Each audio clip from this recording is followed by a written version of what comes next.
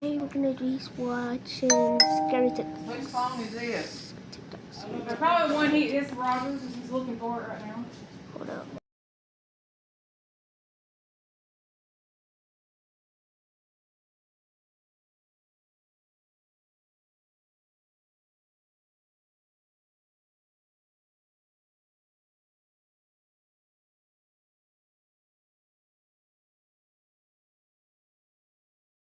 Watch this video really closely because at first it looks totally normal. A woman is sitting with a group of kids, moving along with them almost like they're playing a game or dancing together. Nothing feels weird when you first see it, but the longer you watch, the more uncomfortable it gets. The kids are laughing and acting natural, but the woman feels completely off. Her face stays tense, her stare looks cold, and it almost seems like she's focused on something nobody else can see. A lot of people said they didn't notice anything strange until the second or third time watching it. But once you catch the way she's looking around, the whole vibe changes instantly.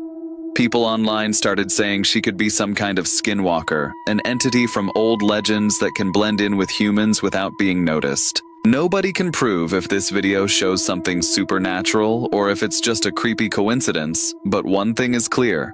After watching it, you start paying way more attention to every little detail. Tell me what was the first thing you noticed and follow for more disturbing videos like this. Watch this video. Scariest things ever caught on camera. Made it to the Appalachian Mountains. So far, no skin.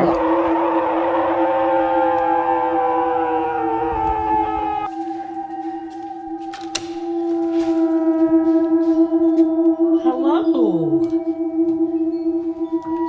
She wants to come in, Desson.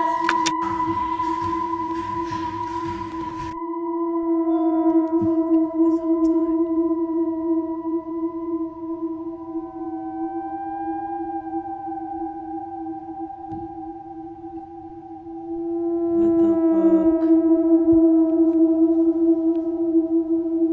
Too scared to open my.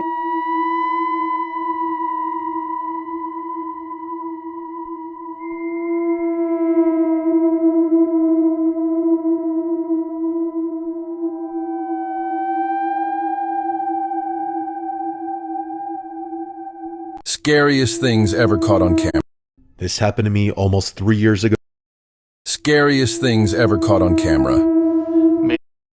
This happened to me almost 3 years ago, almost to the day, while I was in Idaho serving a full-time mission. The town that me and my companion, who I'll refer to as Spencer, were assigned to was quite small, so there wasn't always a lot for us to do, and on top of this, at the time, I was going through a rough patch. Things like self-esteem issues and having trouble sleeping, so as a result, we found it difficult to stay out all day doing work. One other thing about where we were assigned was that we were living in an actual house, albeit a tiny one. Usually we only ever get apartments, but I guess for this area, a house was the only option, probably because there were no apartments anywhere nearby. The layout of the house was fairly simple. As you walked through the front door, you entered the main room where our desks were, and immediately to your right was our bedroom. If you kept walking straight, you would walk through a large open doorway that led right into the kitchen. From there, to your right was the bathroom and to your left was the laundry room. And that was it, besides one storage closet in the kitchen as well. One other detail was that although the house technically stood on its own lot, the landlord's house was right next door, and anytime we had problems with something, we could just walk over or call him. On this particular night, I was sitting in the living room at my desk on my phone with my chair turned to face the kitchen, and Spencer was sitting in the bedroom on his phone. It had gotten dark outside a couple of hours earlier, so we returned home and were just relaxing before we went to bed. In the middle of whatever I was doing, I heard a single knock come from the window above the sink, and because of the layout of the house, where this window was, you could basically see the whole living area where I was sitting. I looked up at the window for a few seconds, but only saw darkness. I went back to what I was doing and began to think that it must have just been a branch or something. There were large trees behind the house, but the more I thought about it, the more unlikely it seemed. None of the trees were close enough to the house to brush the window that way, and it wouldn't have made a knock sound like the one I heard. In the middle of having this thought, I heard another knock around the corner at the window in the laundry room. The full weight of what was happening was finally coming into focus, but my mind was still looking for an explanation that didn't conclude that someone was outside circling the house, stalking my companion and I. I started to tell Spencer what I had heard from the living room, but as I was, another knock came from the window in the living room, the one right next to me. I didn't see who it was on the other side, and I didn't want to. I jumped up and ran into the bedroom and locked the door. I asked Spencer if he heard it too, and he said yes. We started debating what to do. All we had for weapons were a couple of knives, and we didn't know how many people were actually out there, or if they were armed, so going to confront them on our own was out of the question. During our discussion, the knocking sound moved from the window in the living room to the front door itself, and we were getting more and more freaked out. We briefly debated calling the police, but we were in the middle of nowhere, and it would take them forever to get out there to help us. Then Spencer remembered we had the landlord's number. He called him and began explaining the situation, and by this point, we hadn't heard a knock at the door for a couple of minutes or so, but I knew what that meant, and I was dreading it when it finally came. A knock at our bedroom window. The blinds were closed, so we couldn't see who it was, and they couldn't see us, but that didn't make me feel much better. Spencer told him someone was stalking the house, and he said he would be right out with a shotgun. We waited for another few minutes, anticipating another knock, but nothing happened until finally our landlord came to the door and announced himself. We asked him if he had seen anyone, and he said no, but that he saw a pickup truck speeding away as he approached the house. I asked if he had gotten a license plate or any other features that could help the police, but he said they had already been too far away for him to see anything. Spencer and I grabbed our flashlights and circled the house with him. There were small patches of snow on the ground from a weather system that had come through a few days earlier, and in the snow, we saw footprints indeed circling the house, and as far as we could tell, there was only one set. We debated calling the police, but we knew that they wouldn't be much help in tracking the guy down. The landlord said to call him again if the guy came back, and with that, we went back into the house, locked everything down, and tried to sleep, but we couldn't. The first thing that came to mind was other missionaries playing a prank on us. But if that was the case, then why didn't they reveal themselves or say gotcha or something like that at some point? Also, it was past curfew. Everyone was supposed to be home, and the closest missionaries to us were at least 20 minutes away. The other possibility was that it was some teenagers from the ward playing a prank, but that didn't seem likely either, especially afterwards, because again, they would have come back and started laughing at us. And there was only one set of footprints we found. If it was a prank, I feel like that would have been a group thing to do. After the fact, no one ever fessed up when we did some asking around. So to this day, we still have no idea who was outside or why they chose to harass us.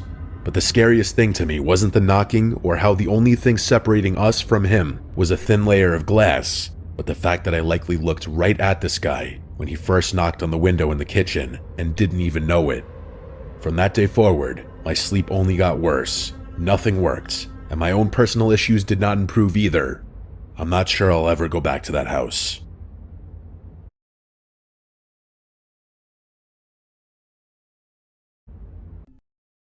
This is why you always lock your doors. Please help! A couple in the Appalachian Mountains forgot to close their garage, and then this happened. Oh, please! Please help! Somebody!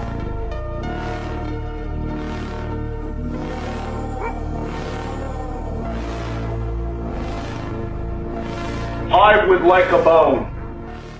They found a secret door in a rental house that no one had mentioned before, and the moment they opened it, a disgusting rotten smell rushed out, like something had been decaying for years. They realized that it led to a dark basement, so her husband decided to go down alone, while she stayed upstairs with her sister. As he explored further, he came across a locked door with a warning sign, telling him to keep it shut. But instead of turning back, he opened it, and entered into the dungeon, where strange sculptures and statues were carved straight into the mountain. And when he stepped into one of the rooms, he filmed something truly terrifying.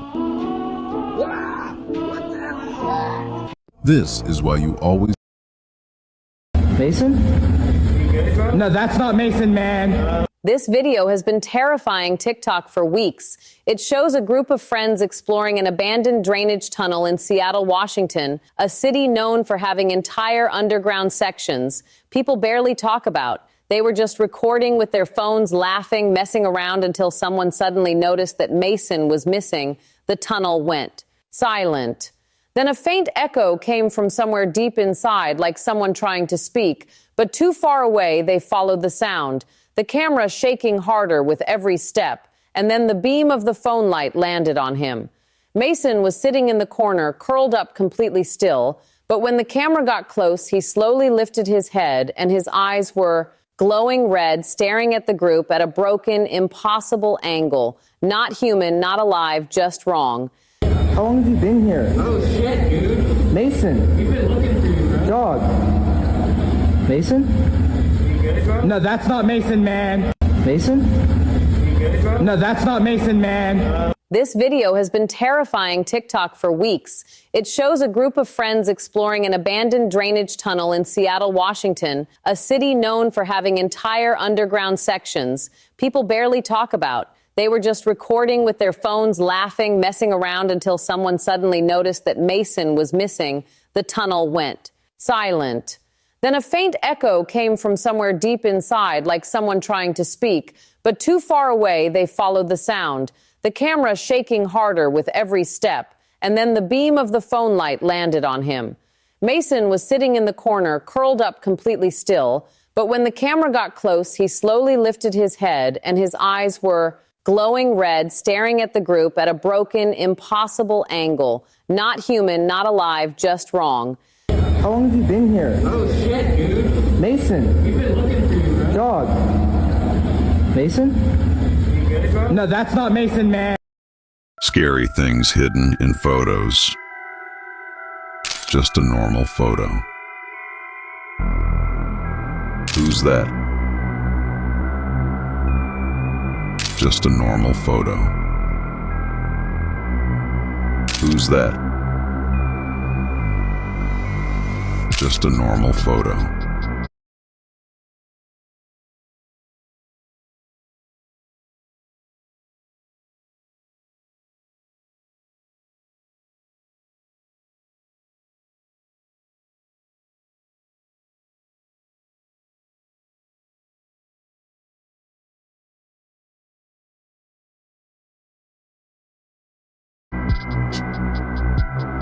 What's that? Just a normal photo. What's that? Just a normal photo. What's that?